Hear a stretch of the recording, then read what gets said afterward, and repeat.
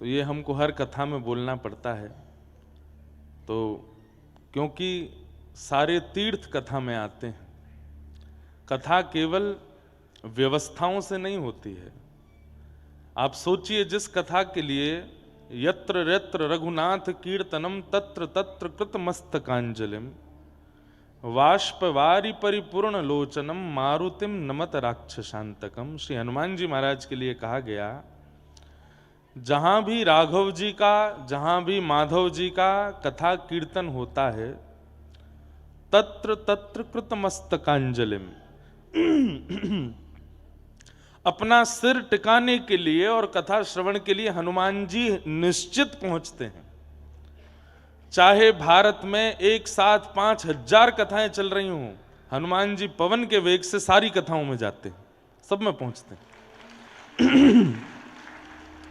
और व्यासपीठ को प्रणाम करते हैं, व्यास गद्दी को प्रणाम करते हैं, समस्त श्रोताओं को प्रणाम करते हैं और थोड़ी देर कथा जरूर श्रवण करते हैं हनुमान जी महाराज। अब सोचो, जहां हनुमान जी स्वयं कथा श्रवण करने के लिए आते हैं और पहचान क्या है कि हनुमान जी बैठे हैं कथा में, तो कहते हैं वाष्पवारी परिपूर्ण लोचनम, नेत्र भीगे होंगे, सकुचाए से कोने में बैठे होंगे, नजर नीची होगी और अति संकोच और अति सबसे दूरी सी बनाए करके बैठे होंगे। समझना वो हनुमान जी हैं, कथा सुन रहे हैं, बिल्कुल एकांत में बैठे होंगे। आपको लगेगा कि ये कौन है, ये तो कोई ऐसी राह चलता व्यक्ति, राहगीर आ गया है, पर वो हनुमान जी हैं। और कथा श्रवण करके चाहे थोड़ी देर बैठे हैं, और मन लग जाता है तो खूब देर बैठते हैं। हनुमान जी का तो खूब मन लगता है, लेकिन हनुमान जी का नियम है, कलयुग में एक ही नियम पालन कर रहे हैं कि जहां कहीं भी कथा होती है हनुमान जी को वहां पहुंचना है। यही नियम है हनुमान जी का। तो ऐसा ये कथा का क्षेत्र है जहां स्वयं हनुमान जी आते हैं, सारे तीर्थ आते हैं, ऋषिजन आते हैं, महर्षिजन आते हैं। हमारे पूज्य नाना जी कहते थे कि कथा में जिनकी कथा सुनाई जा रही है वो भक्त प्रहलाद भी आते हैं, भक्त ध्रुव भी आते हैं, भगवान नृसिंह भी आते हैं, वराह भी आते हैं, कूर्म भी आते हैं, सारे देवता आते हैं। क्यों? सुनने के लिए आते हैं कि ये वक्ता क्या नवीन बोल रहे हैं, ताकि अगला कल्प जब आवे तो हम ये लीला कर सकें। ध्रुव जी महाराज सुनने के लिए आते हैं कि जब अगले कल्प में मैं पुनः ध्रुव बनकर के आऊं तो मैं अपनी भक्ति में ऐसी क्या नवीनता करूं जिससे ठाकुर जी और रीझ जाएं। तो इसलिए कथा जो है वो सामान्य नहीं है, अति पवित्र और अति सुंदर स्थान कथा का होता है। पुनः मेरी प्रार्थना, काले कपड़े वाले जितने भी सुरक्षाकर्मी, उनकी आवाज मंच तक आ रही है, वो धीरे बोलें थोड़ा, और बिल्कुल भी ना आवाज करें, और बिल्कुल शांति से सबको कथा श्रवण करने दें। ये नैमिषारण्य की भूमि है, बद्रीनाथ तप की भूमि है, हरिद्वार गंगा की भूमि है, वृंदावन रस की भूमि है, 84 कोस व्रजमंडल आनंद की भूमि है, नैमिषारण्य कथा की भूमि है।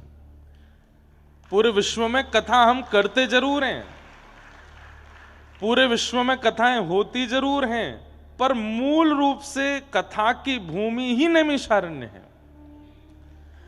इस स्थान पर इतनी कथाएं हुई हैं, इतनी कथाएं हुई हैं, इतनी कथाएं हुई हैं कि जिसका कोई अंत नहीं है। वेद व्यास जी महाराज ने जितनी कथाओं की रचना की, सारी कथाएं यहां पर 88,000 सोनिका ऋषियों को सूत जी ने सुनाई है।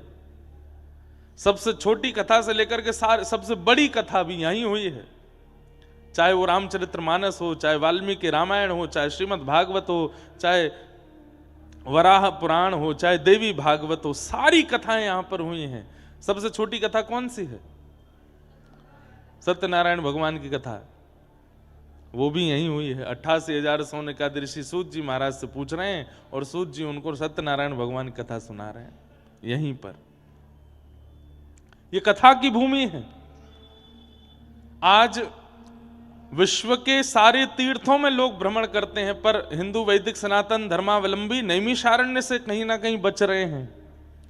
और मुझे ऐसा लगता है वे नहीं बच रहे हैं, कई बार तीर्थ अपनी पुरातनता को बचाने के लिए लोगों को यहां का दर्शन ही नहीं कराने देता है, क्योंकि हम लोग ज्यादा संख्या में जहां पहुंच जाते हैं वहां फिर सबकी दृष्टि पड़ती है तो फिर वहां व्यवस्था होने लगती हैं, पेड़ पौधे तोड़ काट दिए जाते हैं, होटल्स बनाने शुरू हो जाते हैं, फिर इतनी भीड़ हो जाती है कि फिर वहां का जो मूल रूप है वो खत्म हो जाता है। नैमिषारण्य अभी भी छिपा हुआ तीर्थ है, बहुत लोग यहां नहीं आ पाते, आ नहीं पाते। नैमिषारण्य चाहता नहीं कि वे आवें, ताकि यहां पुरातनता बनी रहे।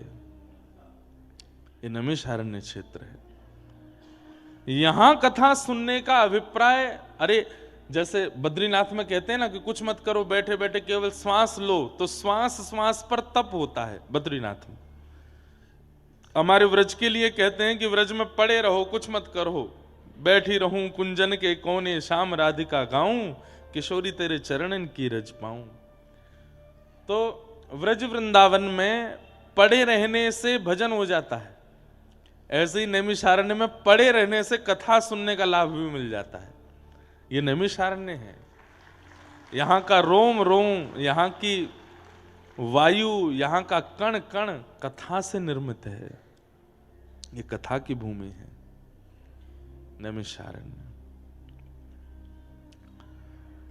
भक्त भगवान के मिलन की भूमि है। मैं अभी जब नंद भैया बोल रहे थे तो उस समय लिख रहा था कि नैमिषारण्य क्षेत्र में क्या क्या है। मैं कहीं कथा सुनाते याद नहीं आया, तो जो जो मन में था सब लिखा। भक्त भगवान की मिलन की भूमि है। स्वयंभू मनु शत्रुपा ने इसी नैमिषारण्य क्षेत्र में आकर के तप किया। पृथ्वी के प्रथम मानव कौन है? पृथ्वी के प्रथम मानव स्वयंभू मनु, जिनके पुत्र होने के नाते हम आप सब लोग मानव कहलाए जाते हैं। स्वयंभू मनु शत्रुपा ने इसी भूमि पर आकर के भजन किया, और भगवान जब प्रसन्न होकर के प्रकट हुए, कहा कि वरदान मांगो, तो कहा आप पुत्र रूप में चाहिए।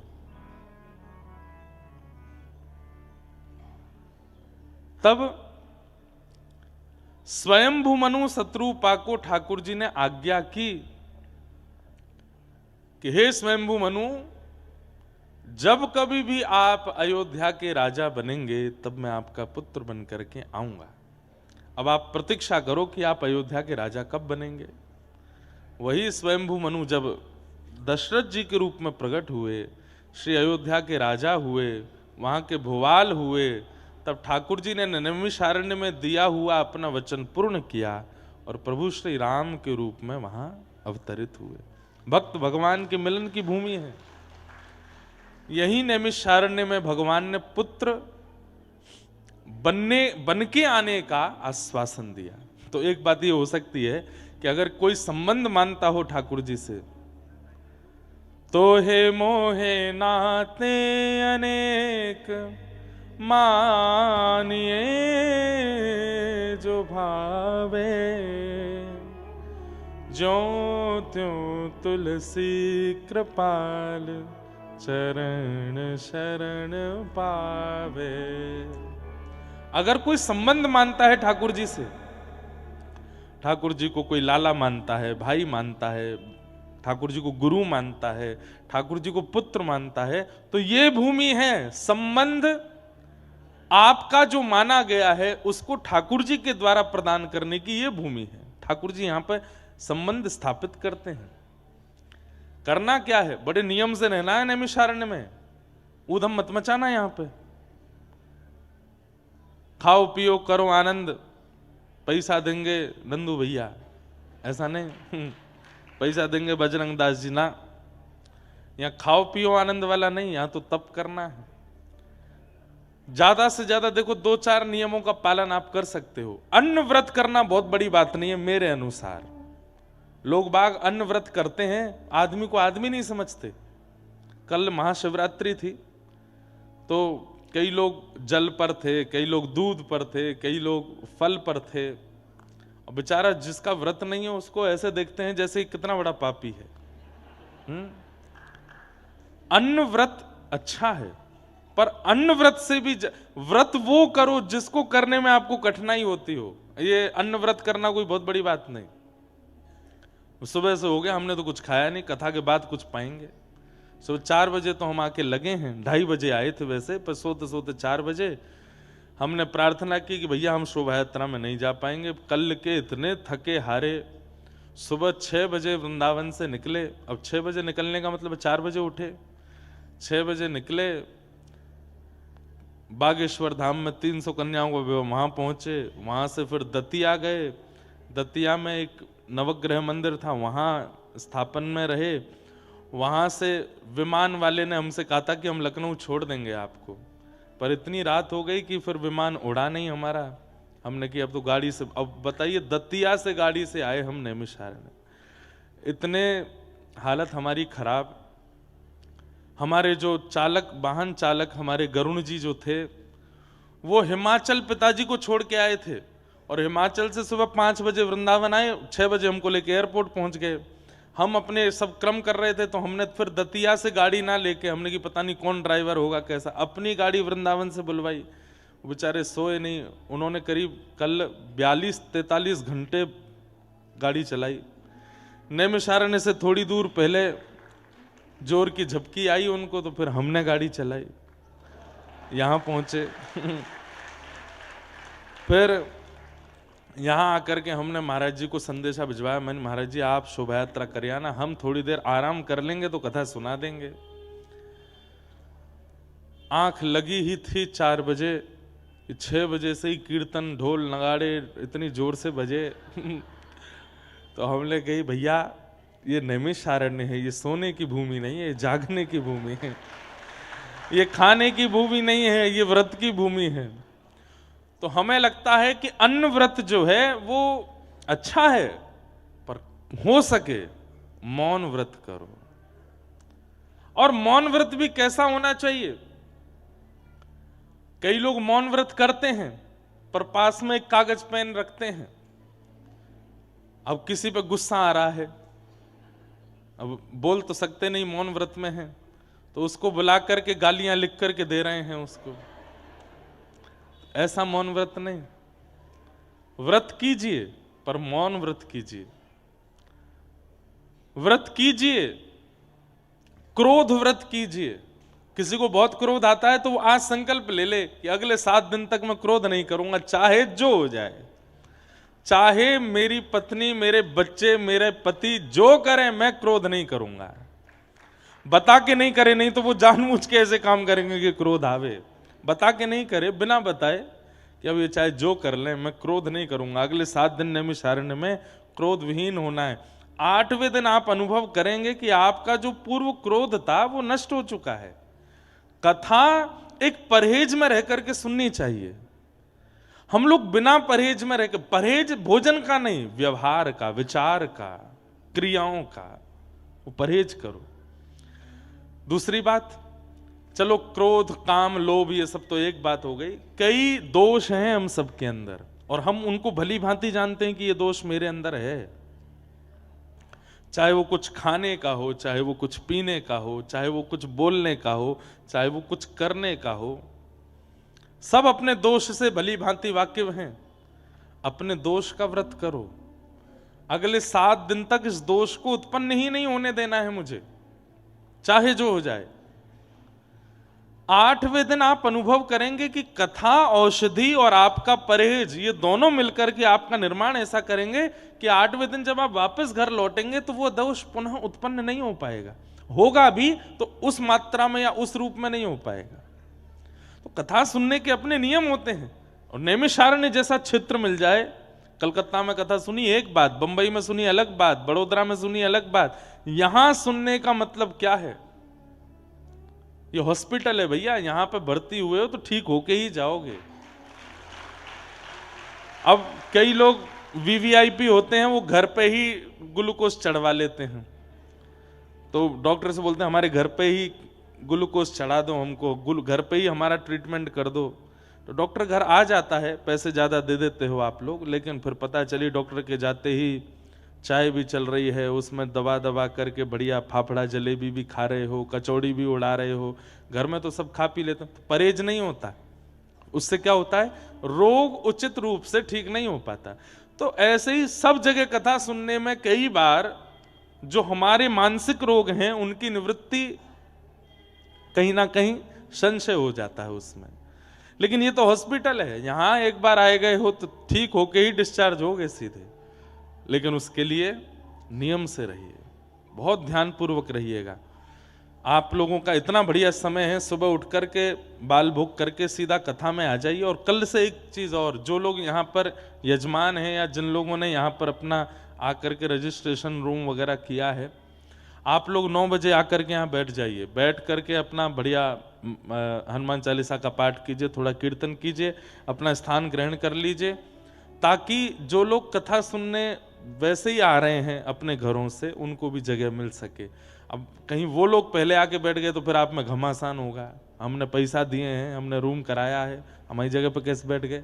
इसलिए आप पहले आके बैठ जाओ ताकि वो लोग भी आकर के अपना स्थान ग्रहण कर लें। मेरा बहुत हृदय से मन है, मैं आप लोगों को नहीं, वास्तव में हनुमान जी को और यहाँ के वृक्ष वल्लरियों को कथा सुनाने आया हूँ।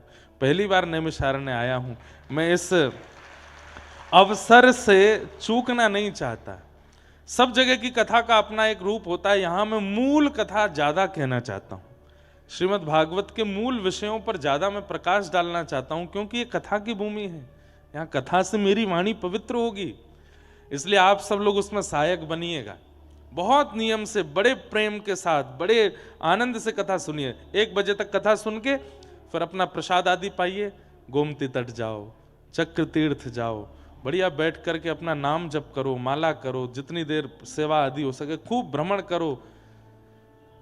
ये नैमिषारण्य क्षेत्र में आप सब लाभ लीजिए, भक्त भगवान के मिलन की भूमि। इसी नैमिषारण्य क्षेत्र में प्रभु श्री राम ने अब अश्वमेध यज्ञ किया, और उस अश्वमेध यज्ञ में लव कुश ने आकर के अपने पिता को प्राप्त किया।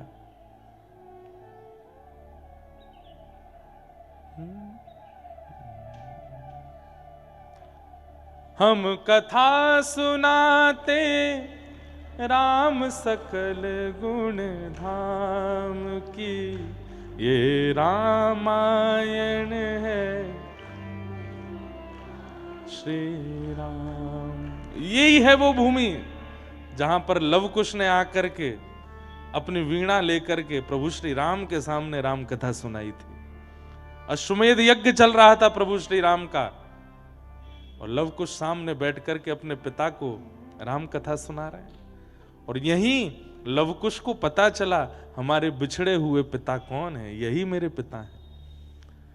पुत्र और पिता की मिलन की भूमि, भक्त और भगवान के मिलन की भूमि। और एक एंगल से और देखिए, कहते कहते मेरे रोंगटे खड़े हो रहे हैं। लवकुश कौन है?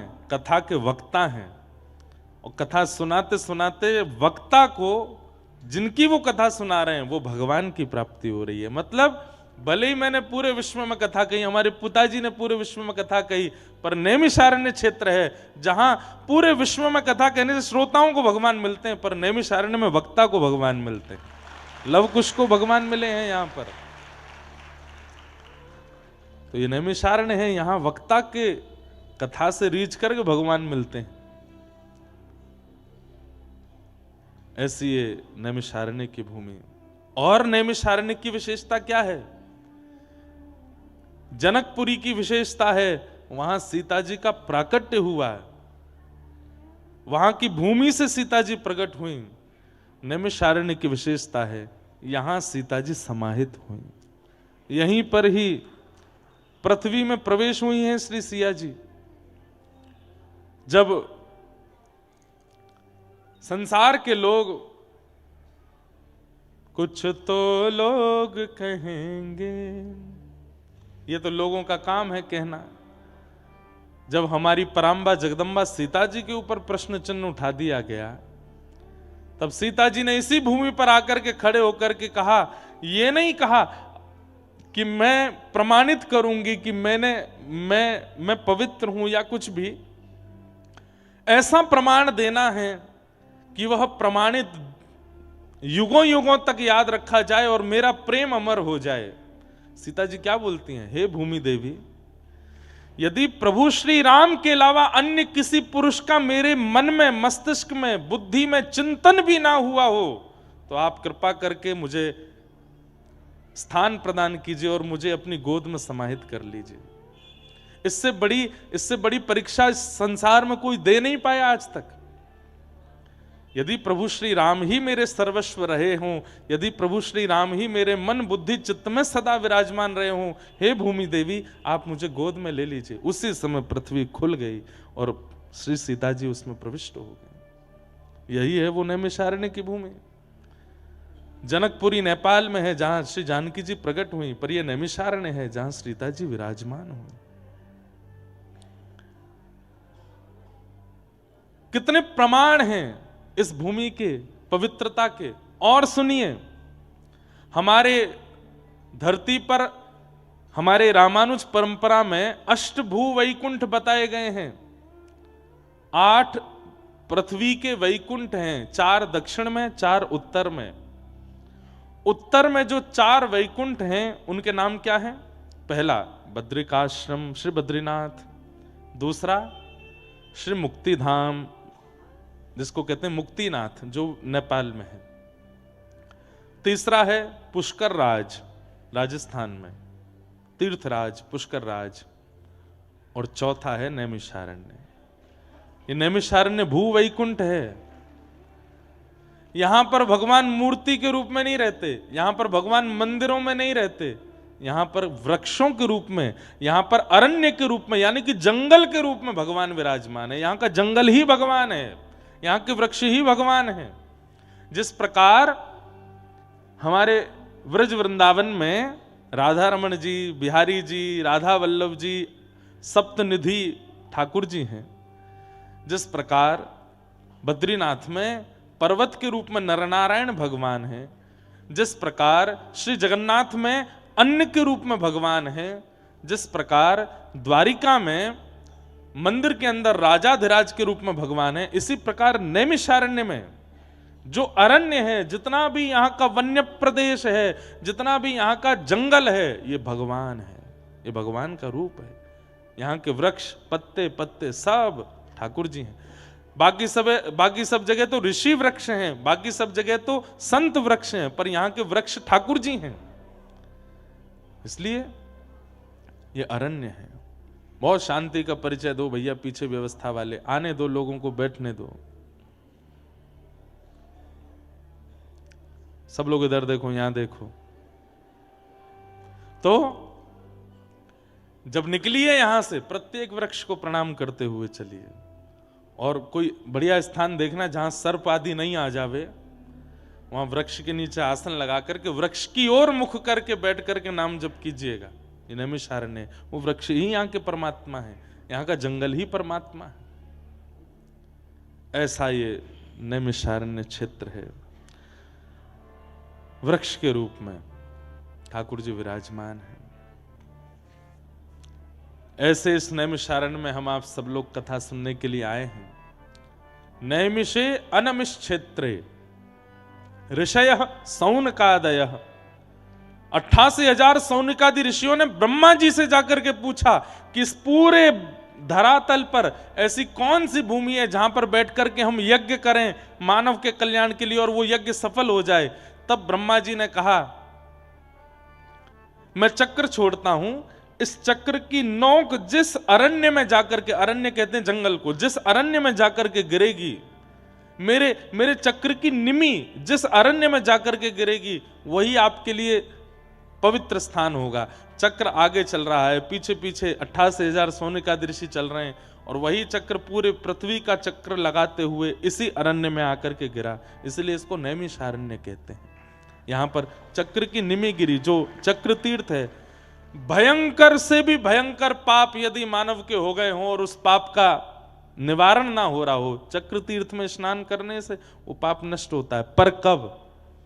जब संकल्प लिया जाए कि हे चक्र तीर्थ, हम संकल्प देते हैं कि आइंदा कभी ये पाप हमसे नहीं होगा, और पूर्व में जो मैंने पाप किया है उससे मिलने वाला जो भी दंड है वो भोगने के लिए मैं तैयार हूं, आगे मैं नहीं करूंगा, ये वचन देता हूं, पर कृपा करके उस पाप का जो भोग मुझे मृत्यु के बाद भोगना है उसको आप नष्ट करो। इस भाव से अगर आप स्नान करोगे तो आपके पाप का नाश हो जाता है इस तीर्थ में। तो बड़ी महिमा है, महिमा गाते गाते पूरा महात्म्य ही नैमिषारण्य का ही होने लग जाएगा। इतना अद्भुत ये स्थान है, इसे हम बारंबार प्रणाम करते हैं। आगामी 7 दिनों तक बड़े आनंद के साथ, बड़े उत्साह के साथ यहाँ कथा का श्रवण करना है, क्योंकि भागवत की भूमि है। यहीं 88,000 सौनकादि ऋषियों को सूत जी ने कथा सुनाई है, जिस कथा को हम आप सब लोग श्रवण करते हैं। सच्चिदानंद रूपाय विश्वोत्पत्त्यादि हेतवे तापत्रय विनाशाय श्री कृष्णाय वयं नमः। सत्य, चैतन्य और आनंद 3 रूप हैं भगवान के। ठाकुर जी का प्रथम स्वरूप है सत्य, वे सत्य हैं। मैं इस भाव को ऐसा समझता हूं कि संसार में हर व्यक्ति के सामने उपस्थित होने पर भी आप असत्य का चिंतन कर सकते हो, पर ठाकुर जी के सामने आकर के आप कभी असत्य चिंतन नहीं कर सकते। व्यक्ति अपनी मां के सामने झूठ बोल सकता है, पिता के सामने झूठ बोल सकता है, पति पत्नी के सामने झूठ बोल सकता है, बच्चों के सामने, पिता, सबके सामने झूठ आ जाता है, बोल ना भी रहे हो तो मन में आ जाता है। पर ठाकुर जी के सन्मुख आकर के कोई व्यक्ति असत्य चिंतन नहीं कर सकता। अगर वो पाप करके आया है, दुनिया को छुपा लेगा, लेकिन ठाकुर जी के आगे आगे हाथ जोड़ के बोलेगा, आप सब जानते हो मैं कहां से आया हूं, क्या करके आया हूं, क्या क्या मैंने कर्म किए नाथ, सब पता है आपको, क्षमा करना नाथ। जिनके सामने असत्य चिंतन में भी नहीं आता, बोलना तो बहुत दूर की बात है, ऐसे परमात्मा जो हैं वो सत्य हैं। बंधु एक बात कहें, कई ऐसे महापुरुष भी हमारे जीवन में आते हैं, हम उनसे झूठ नहीं बोल पाते। उन्हीं को गुरु कहते हैं, जिनके सामने असत्य बोलने में भी, चिंतन करने में भी हृदय घबरा रहा हो। कई बालकों को मैंने देखा, अब उनके मित्रजन कहते हैं चल घूमने चलेंगे, माता जी से उनसे कह दो कि हम पढ़ने जा रहे हैं। मैं झूठ नहीं बोल सकता, मैं सबसे झूठ बोल लेता हूं। मेरे को मेरी मां के आगे झूठ बोलने में घबराहट होती है। उसकी मां ही उसकी गुरु है। क्यों? क्योंकि असत्य चिंतन भी नहीं कर पा रहा है। ये बहुत बड़ी बात है। पर अभी तो ऐसा नहीं है, संसार में हर व्यक्ति के सामने आप झूठ बोल सकते हो, लेकिन कुछ धार्मिक लोग ऐसे हैं, कुछ आध्यात्मिक जगत के महापुरुष ऐसे हैं, उनके सन्मुख आप झूठ नहीं बोल सकते। उनके सामने असत्य नहीं निकलता है। उसके 2 रूप हो सकते हैं, या तो उस व्यक्ति के चित्त में वास्तव में ठाकुर जी बैठे हैं इसीलिए आप असत्य नहीं बोल पा रहे, या फिर वही व्यक्ति आपका गुरु है, आपका पथ प्रदर्शक है, आपकी आत्मा समझ गई है उस बात को, इसलिए आपको झूठ बोलने से रोक रही है। बोले कि इसके सामने झूठ नहीं बोलना, यही तुम्हारा कल्याण करेगा, यही तुम्हारा उद्धार करेगा। ठाकुर जी के आगे और जिस व्यक्ति के आगे आप असत्य ना बोल सको, वो परमात्मा है। भगवान का प्रथम स्वरूप है सत्य। ठाकुर जी का दूसरा स्वरूप है चैतन्य। बहुत ध्यान से सुनिएगा, जड़ नहीं है भगवान, चैतन्य है। आज पीछे खाटू श्याम जी भगवान विराजमान है, यहां पर बालकृष्ण प्रभु विराजमान है, यहां पर राम दरबार विराजमान है। अभी आप अंदर गर्भगृह में जाके स्पर्श करोगे तो आपको जड़ता का अनुभव होगा। आपको लगेगा ये धनुष जड़ है, हाथ जड़ है, मुख जड़ है, छाती जड़ है, चरण जड़ है, सब जड़ता का अनुभव कराएंगे, पाषाण का अनुभव कराएंगे। मुझे ऐसा लगता है कि ठाकुर जी हमारे साथ खेल रहे हैं। कौन सा खेल खेल रहे हैं? विष अमृत एक खेल खेलते थे हम लोग बचपन में, और उसी के जैसा एक और खेल खेलते थे, उसको अंग्रेजी में हम सब बच्चे, हमारी उम्र के बच्चे खेलते थे, आपकी तो पता नहीं, हमारी उम्र के बच्चे खेलते थे स्टैचू। उसमें क्या 10 तक गिनती गिनो, 1 2 3 4 10 तक गिनो, और वो बालक ऐसे आंख बंद करके 10 तक गिनती गिनता था, तो पीछे उसके सब मित्र लोग अलग अलग आकृति बनाते थे, और जैसे ही 10 पूरा होता था वो पीछे मुड़ के देखता था तो सब स्थिर हो जाते थे। कोई ऐसे हो गया, कोई ऐसे हो गया, कोई ऐसे हो गया, सब अपनी आकृतियां बना करके स्थिर हो जाते। अब जिसने 10 तक गिनती गिनी उसका काम है, बोले क्या, ये जितने लोग मूर्ति बने हैं इनको हंसाओ, बिना छुए इनको चलाओ, इनके हाथ पांव डुलाओ। मुझे लगता है ठाकुर जी भी हमारे साथ वही खेल खेलते हैं। हम 9 तक गिनती गिनते हैं, 9 महीना मातृ गर्भ में रहते हैं और जैसे ही 9 महीना बाद प्रकट होते हैं सो ठाकुर जी स्थिर हो जाते हैं।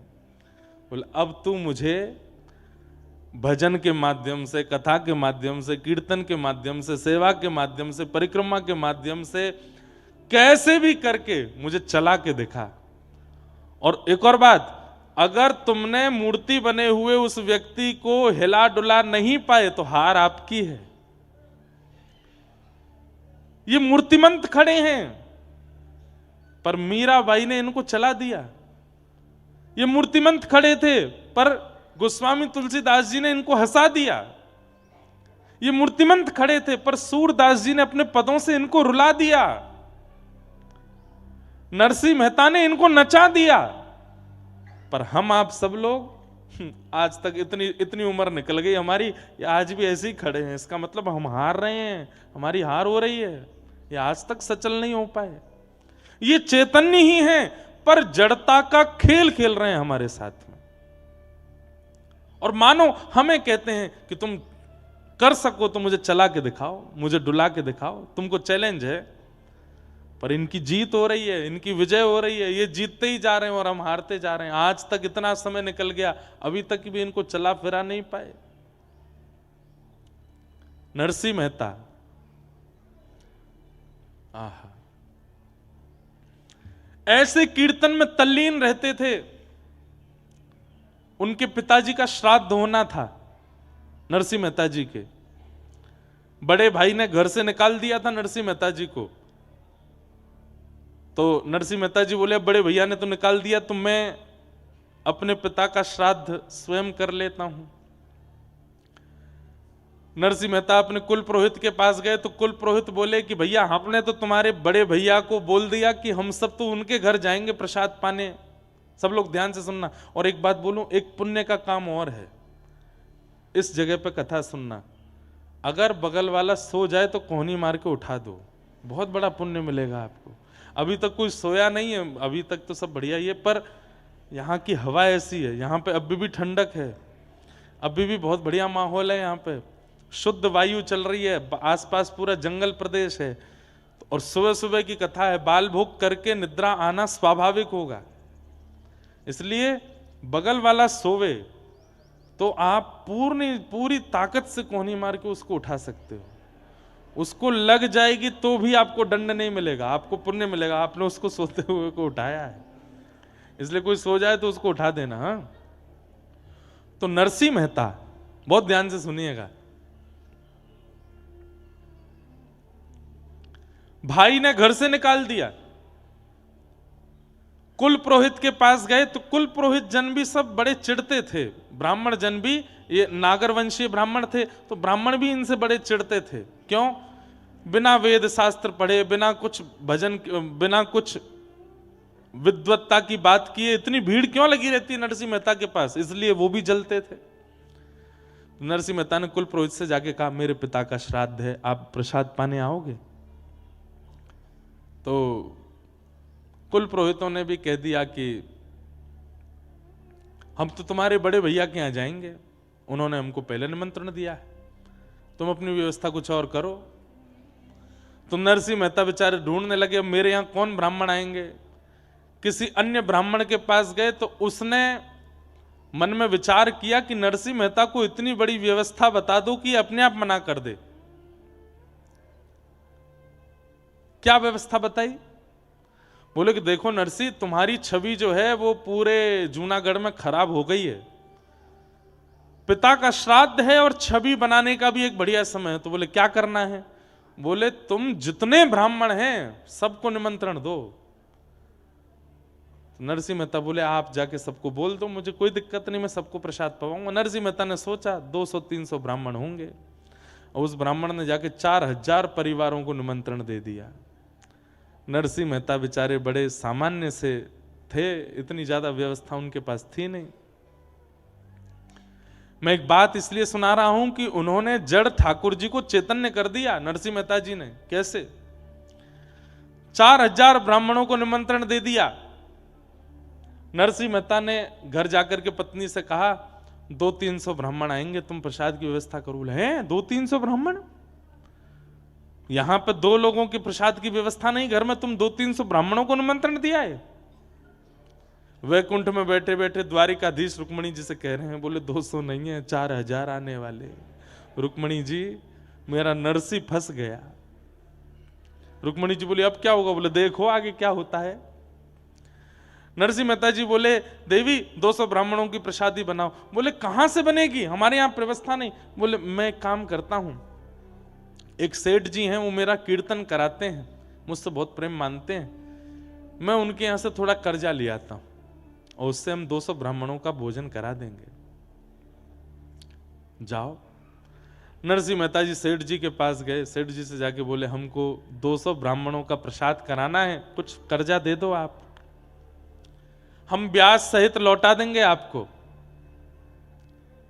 सेठ जी बोले देखिए नरसिंह मेहता जी, हमको ब्याज नहीं चाहिए और आप यदि नहीं भी लौटाओगे तो भी चलेगा, लेकिन बदले में हमको कुछ दे दीजिए। बोले क्या? बैठ के कीर्तन सुना दो। आप कीर्तन इतना अच्छा करते हैं, थोड़ी देर कीर्तन सुना दो, हम दक्षिणा के रूप में इतना धन देंगे कि 200 ब्राह्मणों का भोजन हो जाएगा। नरसिंह मेहता बोले मैं कीर्तन तो सुना दूंगा, पर कीर्तन करते करते करते करते जब मैं भाव में चला जाता हूं तो मैं कितने घंटे हो गए, कितने दिन निकल गए, मैं भूल जाता हूं। और आज शाम को ब्राह्मणों का भोजन होना है, मैं ऐसा नहीं हो कि कहीं मैं तल्लीन हो जाऊं कीर्तन में। सेठ जी बोले चिंता मत करो, आप तल्लीन हो गए, मैं तो आंख खोल के रहूंगा, थोड़ी देर बाद आपको हिला दूंगा कि जाओ ब्राह्मण आ गए, घर पे भोजन कराओ। नरसिंह मेहता बोले देख लेना, ध्यान रखना मेरा। बोले हाँ ठीक है। उठाए करताल नरसिंह मेहता ने जैसे कीर्तन शुरू किया, सोचिए नरसिंह मेहता तल्लीन होते होंगे तो क्या सुनने वाले नहीं होते होंगे? ऐसे भाव में गए, ऐसे भाव में गए कि वो भी डूब गए, सेठ जी भी डूब गए, सुनने वाले जो 10, 15, 20 लोग थे वो भी डूब गए, बाहर के गांव के लोग आए वो भी डूब गए। कीर्तन चलते चलते चलते चलते 13, 14, 15, 20 घंटे तक कीर्तन चलता रहा। यहां ब्राह्मणों के आने का समय हो गया। पत्नी बाट देख रही है कि वो 200 ब्राह्मणों के भोजन की सामग्री ला रहे होंगे। रुक्मणी जी बोली अब तो नरसिंह मेहता की और निंदा होगी, अब तो इनको जूनागढ़ से भी निकाल देंगे, ऐसा लगता है आज जो अपराध होने जा रहा है। ठाकुर जी बोले मैं नहीं देख पा रहा हूं, तुम बैठो मैं जाता हूं। और महाराज नरसिंह मेहता का रूप धारण करके ठाकुर जी आ गए जूनागढ़ में। और ठाकुर जी तो अक्षय पात्र लेकर के चलते हैं, 200 ब्राह्मण क्या तुम 2 लाख आ जाओ, सबको भोजन पवा देंगे। पत्नी के पास पहुंचे, नरसिंह मेहता की पत्नी से जाके कहा जल्दी जाओ प्रसादी बनाओ। और देवी सुनो, वो थोड़ी एक बदलाव आया। बोले क्या? 200 ब्राह्मण नहीं है। बोले तो कितने हैं? 300। बोले नहीं नहीं नहीं नहीं 4000 है। 4000 इनका कैसे बनेगा? अरे बनाते हैं ना, तुम भी लगो मैं भी लगता हूं। ठाकुर जी अमनिया कर रहे हैं, मिर्च काट रहे हैं, सब्जी काट रहे हैं, टमाटर काट रहे हैं, अमनिया कर रहे हैं, पत्नी छोंक लगा रही है, उसको तो लग रहा है नरसिंह मेहता ही है। और नरसिंह मेहता कहा? वो तो वहां कीर्तन कर रहे हैं बैठ करके सेठ जी के यहाँ। ठाकुर जी यहां पर सिर पर महाराज बांध करके कढ़ाई में लिए घी और सब प्रसादी बना रहे हैं। नरसिंह मेहता के पिताजी का श्राद्ध है, ठाकुर जी भोजन बना रहे हैं। क्षण भर में तो सब सामग्री बनती चली गई। पत्नी बोली आज बड़ा आश्चर्य हो रहा है, इतनी जल्दी इतनी सारी सामग्री कैसे बन गई? बोले देवी इस पर बाद में चर्चा करेंगे, ब्राह्मण आ रहे हैं, चौका लगाओ बढ़िया गोबर का और थाली आदि सजाओ, सबको प्रसाद पवाना है। 4000 ब्राह्मण मन में सोचते आ रहे थे आज नरसिंह मेहता हमको प्रसाद नहीं पवा पाएगा और ये हमको बहाना मिल जाएगा नरसिंह मेहता को नगर से निकालने का। लेकिन वहां जैसे ही पहुंचे सबके चरण धो धो करके ठाकुर जी ने आसन पर बैठाया। 4000 ब्राह्मण एक ही पंगत में बैठा दिए और सबके सामने ठाकुर जी एक एक फेंटा कमर पे बांधे, एक फेंटा सिर पे बांधे पसीना आ रहे हैं, ठाकुर जी धोते जामे, हाथ मांजे, सबको साग परोसे, सब्जी परोसे, 4-4 प्रकार की सब्जी, 2-2 प्रकार की पूड़ियां, 3-3 प्रकार के मिष्ठान, एक रायता, बढ़िया सामग्री, ऐसा पवाया महाराज, ऐसा पवाया। ब्राह्मण बोले, ए नरसी, हाँ कोई सेठ वेठ ने करी है क्या व्यवस्था? नहीं नहीं, सब आपकी कृपा है, आप सब ब्राह्मणों की कृपा है, आप लोग पाइए। प्रसाद पाकर के ब्राह्मण इतने तृप्त हो गए, इतने तृप्त हो गए कि मन से आशीष निकल रहा था, लेकिन जलन थी ना मन में। बोले भैया भोजन तो बहुत अच्छा पवाया नरसिंह मेहता ने, लेकिन हम लोगों को इसको नगर निकाला करना है, भोजन से काम थोड़ी बनना है, अब तो दक्षिणा की बाड़ी है, कुछ नहीं दे पाएगा। 4000 ब्राह्मणों को क्या देगा? नरसिंह मेहता दौड़ करके भीतर गए, ठाकुर जी थे, नरसिंह मेहता थोड़ी थे। पत्नी से कहा, देवी चलो दक्षिणा बांटें। बोले क्या देंगे दक्षिणा में? बोले सब व्यवस्था है, चिंता मत करो। एक बैलगाड़ी भरी रखी थी, कपड़ा हटाया, उस पर छोटी छोटी पोटलियां थी, पत्नी को देते जाओ। बोले तुम बांटती जाओ सबको। बोले इसमें है क्या? बोले कुछ नहीं है, तुम देते जाओ। पत्नी ने धीमे से पोटली खोल के देखी तो हर पोटली में 12-12 सोने की मोहर, और 4000 ब्राह्मणों को बंटवाई। ब्राह्मण भी पोटली हाथ में लें तो हे नरसिंह क्या पत्थर भर के दिए हैं क्या? नहीं नहीं, सब आपकी कृपा है, आपका अनुग्रह है। ब्राह्मणों ने जब खोल करके देखा, आज तक भोजन के निमंत्रण में 1 पैसा मिलता था तो ब्राह्मण फूले नहीं समाते थे कि 1 पैसा मिला हमको, सबसे बड़ी दक्षिणा है 1 पैसा। आज क्या मिला? 12 सोने की मोहर। मतलब ये ब्राह्मण, इनके बालक, इनके बालकों के बालक, बालकों के बालक, कम से कम 4 पीढ़ी तक भी अगर कुछ नहीं करेंगे तो इन्हीं मोहरों पर पेट पल जाएगा सबका। इतनी दक्षिणा देख करके सब ने तो भैया नरसिंह मेहता और पत्नी दोनों को एक साथ बैठा करके ब्राह्मणों ने स्वस्ति वाचन किया, ऊपर अक्षत डालने। अरे नरसिंह मेहता जी, मैं तो कहता हूं नरसिंह मेहता जी के पिता कितने भाग्यशाली कि उनके श्राद्ध में ठाकुर जी ने भोजन बनाया, अपने हाथ से पवाया।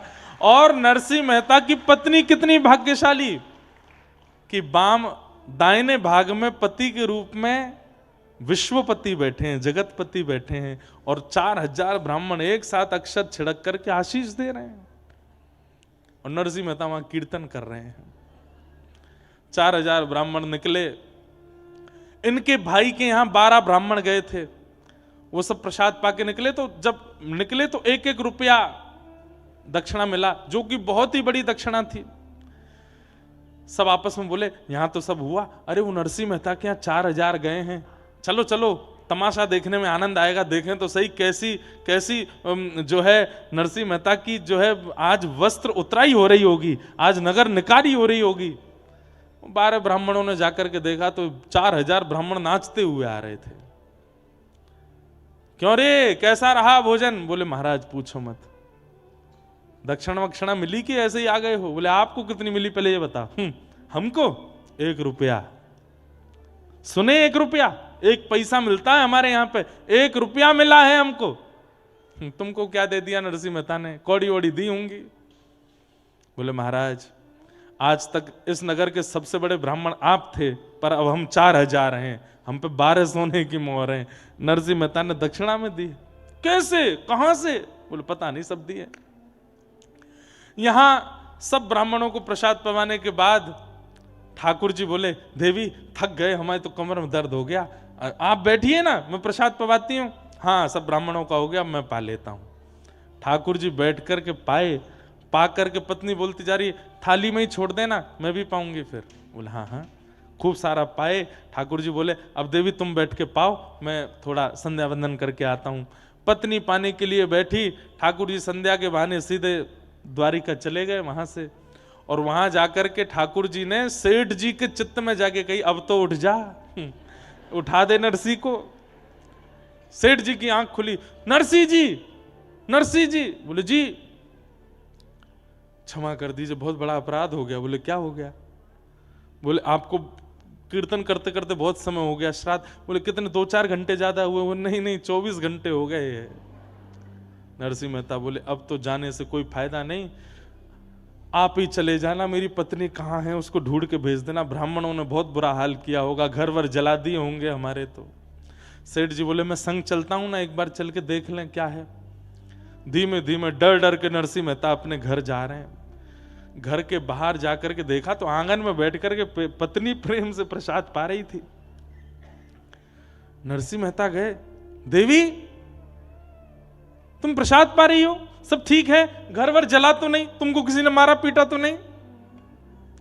अरे क्या, कौन मारेगा, प्रसाद पानी दीजिए थोड़ा प्रेम से। तुम प्रसाद पा रही हो, पिताजी का श्राद्ध नहीं हुआ, ब्राह्मण आए थे क्या, कुछ कहा तो नहीं? कैसी बात करते हैं, संध्या करने गए थे, हाथ पांव धोने गए थे, पूरी याददाश्त धो के आए हो क्या?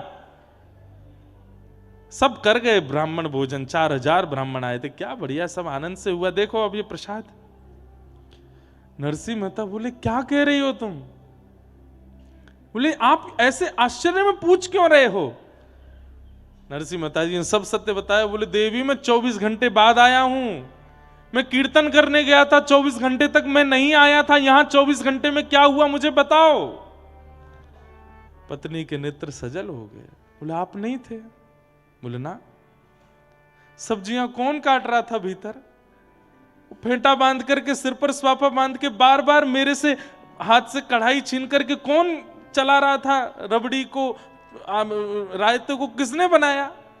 सब ब्राह्मणों को, 4000 ब्राह्मण आए थे, सबको 4000 आए थे। बोले हाँ, सबको प्रसाद पवाया, 12-12 सोने की मोहर दी, आप नहीं थे तो कौन थे?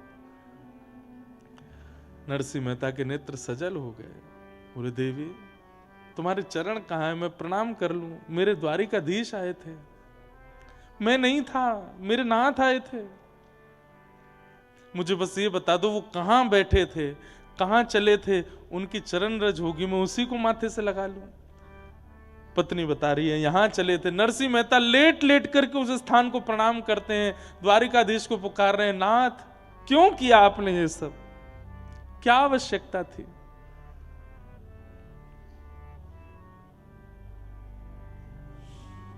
अद्भुत हैं ठाकुर जी।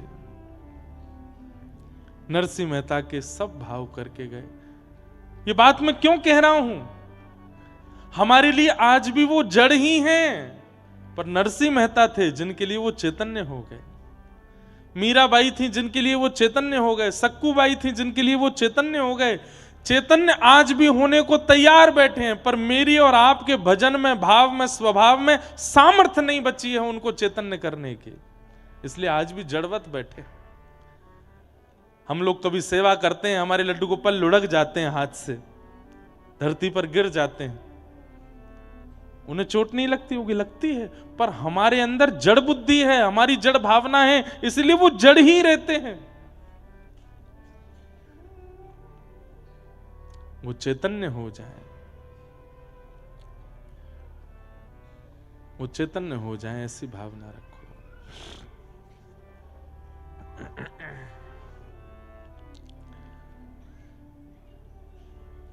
तुम्हें छोड़ सुन नंद दुलारे, कोई न मीत हमारो। तुम्हें छोड़ सुन नंद दुलारे, कोई ना भैया मीत हमारो। वैसे तो हर कथा में ये विनती होनी चाहिए, पर नैमिषारण्य में विशेष विनती करके जाओ। मैं कहूं मैं 29 वर्ष का हो गया, आप कहो आप 50 के, 60 के, 55, 70 के, या 25 के, 30 के, 35 के, जितने के भी हुए हो, नाथ बस अब इतने दिन जड़ता का अनुभव कर लिया, अब इन 7 दिनों में ऐसी हमारे हृदय की स्थिति कर दो कि लौट के जब आपकी सेवा में पुनः आवे, अब आप चैतन्यता का अनुभव कराओ। अब आपको स्पर्श करके ऐसा ना लगे कि आप अष्ट धातु के हो, आप मार्बल के हो, या आप किसी पत्थर के हो, आप चैतन्य हमारी तरह हो, बस इतना अनुभव करा देना नाथ। बस उसी में मेरा मैं कृतकृत्य मानूंगा अपने आप को।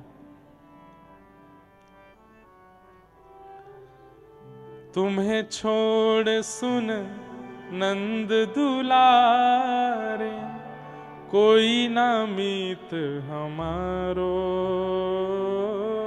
तुम्हें छोड़ सुन नंद दुलारे, कोई ना मीत हमारो। किसके द्वारे जाए पुकारूं और न कोई सहारो।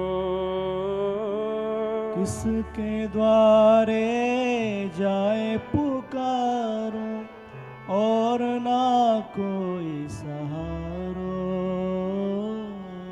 एक बार हृदय से लगा लो ओ मेरे प्रियतम। हाँ, एक बार हृदय से लगा लो ओ।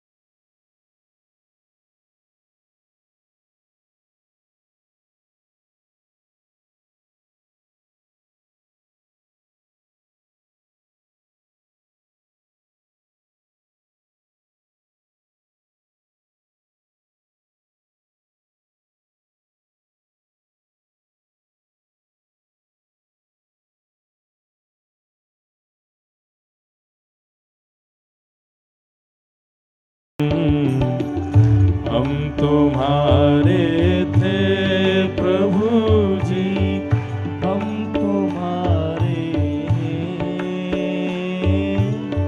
हम तुम्हारे ही रहेंगे ओ मेरे प्रियतम। ओ तेरे कारण सब जग छोड़ा, तुम संग नाता जोड़ा प्यारे, तुम संग नाता जोड़ा प्यारे, तुम संग नाता। अरे कोई कहेगा किसने छोड़ा जग, आप किसके लिए कह रहे हो महाराज जी? भैया हम लोग इतने आसक्त जीव हैं, एक क्षण के लिए नहीं छोड़ सकते। अरे 7 दिन के लिए ही सही अपना घर व्यापार छोड़ के आए हैं ना नैमिषारण्य, यही छोड़ना ही बहुत बड़ी बात है कलिकाल में। इतना भी नहीं छोड़ सकता व्यक्ति, कह सकते हैं हम लोग। ओ तेरे कारण सब जग छोड़ा, तुम संग नाता जोड़ा प्यारे, तुम संग नाता जोड़ा प्यारे, तुम संग नाता जोड़ा। ओ एक बार प्रभु हंस के कह दो, तू मेरा मैं तेरा प्यारे, तू मेरा मैं तेरा प्यारे, तू मेरा मैं तेरा। एक बार हृदय से लगा लो, एक बार हृदय से लगा लो ओ मेरे प्रियतम। एक बार हृदय से लगा लो ओ मेरे प्रियतम। ओ तुम हमारे थे प्रभु जी, तुम हमारे हो, तुम हमारे रहोगे ओ मेरे प्रियतम। तुम हमारे थे प्रभु जी, तुम हमारे हो, तुम हमारे श्री राधा गिरधर लाल की। करताल बजा के गाओ।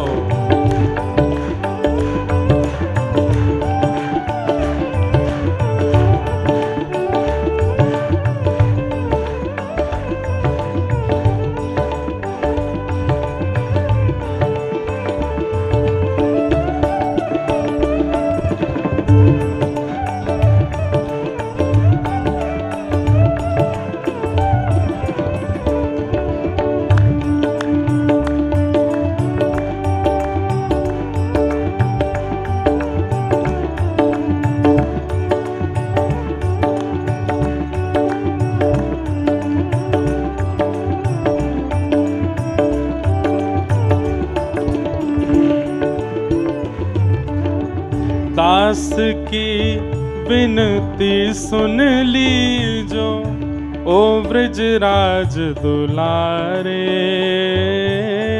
दास की विनती सुन लीजो ओ ब्रजराज दुलारे।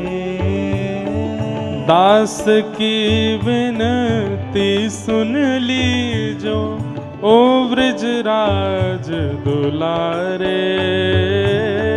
दास की विनती सुन लीजो ओ ब्रजराज दुलारे।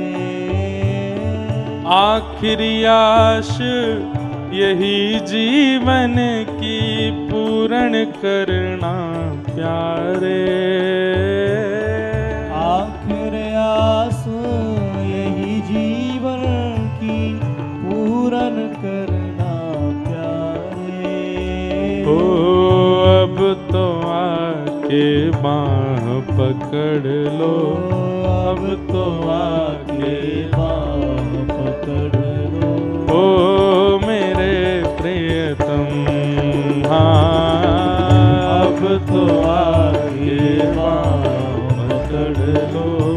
ओ मेरे प्रियतम। ओ तुम हमारे थे प्रभु जी, तुम हमारे हो, तुम हमारे रहोगे ओ मेरे प्रियतम। तुम हमारे थे प्रभु जी, तुम हमारे हो, तुम हमारे रहोगे ओ मेरे प्रिय। राधे राधे गोविंद गोविंद, राधे राधे राधे गोविंद। हे राधे राधे गोविंद गोविंद, राधे राधे गोविंद गोविंद राधे। हरि गोविंद राधे गोपाल राधे। गोविंद राधे गोपाल राधे। हरि गोविंद राधे गोपाल राधे। गोविंद राधे गोपाल राधे। हरि गोविंद राधे गोपाल राधे। गोविंद राधे गोपाल राधे। हरि गोविंद राधे गोपाल राधे। गोविंद राधे गोपाल राधे। हे भजो राधे राधे गोविंद गोविंद राधे।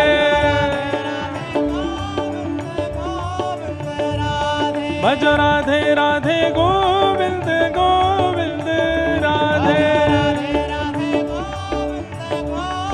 देखो नैमिषारण्य में इतनी संख्या में लोग कथा में आते नहीं है, ये आ गए हैं बड़ी बात है।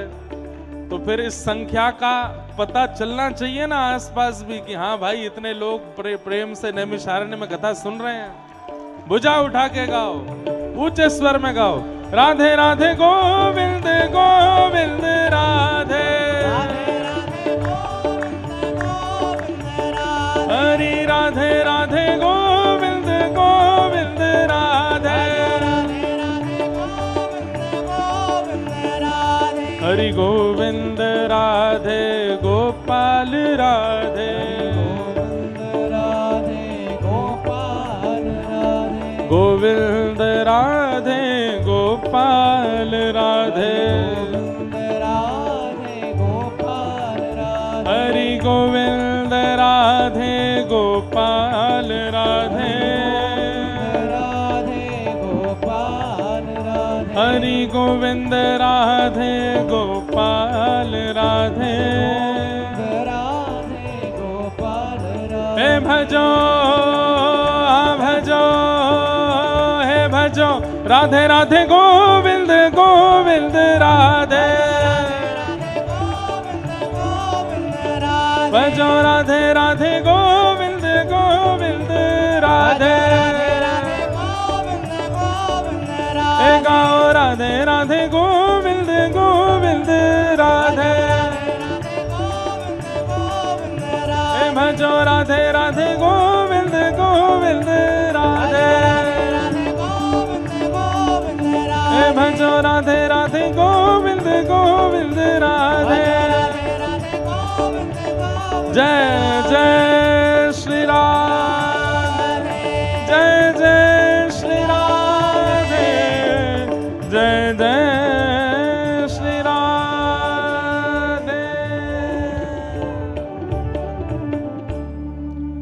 बोलो वृंदावन बिहारी लाल की। तो ठाकुर जी कौन है? चैतन्य है, परंतु हमें जड़ता का अनुभव कराते हैं।